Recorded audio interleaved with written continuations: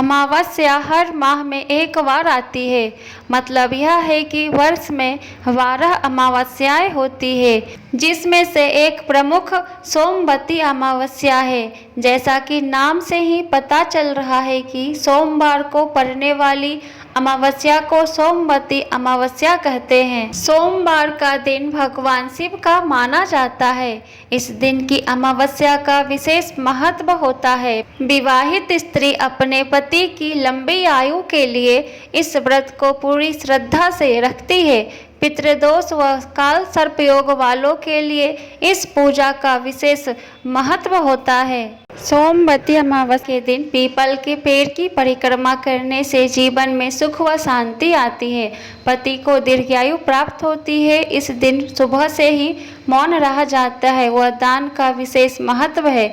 इस दिन पूजा करने से पितृदोष दूर होता है, पूर्वजों को मोक्ष की प्राप्ति होती है और जीवन में आने वाली कठिनाइयाँ भी दूर हो जाती है। तो आज की वीडियो में हम सोमवती अमावस्या से जुड़ी कथा सुनेंगे। वीडियो में आगे बढ़ने से पहले चैनल को सब्सक्राइब नहीं किए हैं तो चैनल को सब्सक्राइब कर दें। सोमवती अमावस्या की कथा। एक ब्राह्मण का भरा पूरा परिवार था। उसकी बेटी थी जिसकी शादी को लेकर वह बहुत चिंतित रहता था। लड़की बहुत सुंदर, सुशील, कामकाज में अव्वल थी, लेकिन फिर भी उसकी शादी का योग नहीं बन रहा था। एक बार उस ब्राह्मण के घर साधु महाराज आए। वे उस लड़की की सेवा से प्रसन्न हुए और उसे दीर्घायु का आशीर्वाद दिया। फिर उसके पिता ने उन्हें बताया कि इसकी शादी नहीं हो रही है। साधु ने लड़की का हाथ देखकर कहा कि इसकी कुंडली में शादी का योग ही नहीं है। ब्राह्मण घबरा कर उपाय पूछने लगा। तब साधु ने सोच विचार करके उसे बोला कि दूर गांव में एक सोना नाम की औरत है। वह धोबिन है और सच्ची प्रतिव्रता पत्नी है।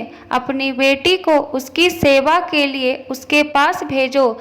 जब वो औरत अपनी मांग का सिंदूर इस पर लगाएगी तो तुम्हारी बेटी का जीवन भी संवर जाएगा।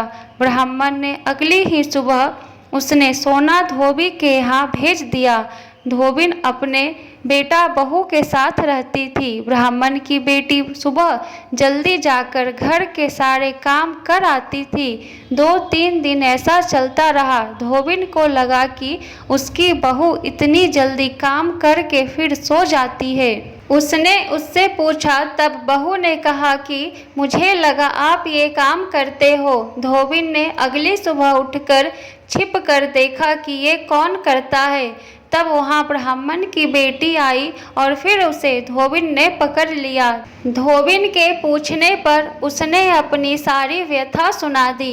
धोबिन भी खुश हो गई और उसे अपनी मांग का सिंदूर लगा दिया। ऐसा करते ही धोबिन के पति ने प्राण त्याग दिए।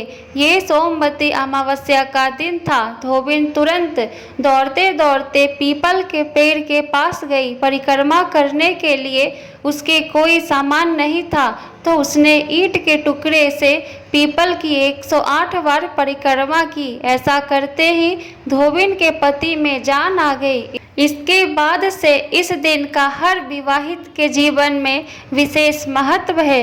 वे अपने पति की लंबी आयु के लिए प्रार्थना करती है। कुछ समय बाद ब्राह्मण की कन्या का अच्छी जगह विवाह हो जाता है और वह अपने पति के साथ सुखमय जीवन व्यतीत करने लगती है।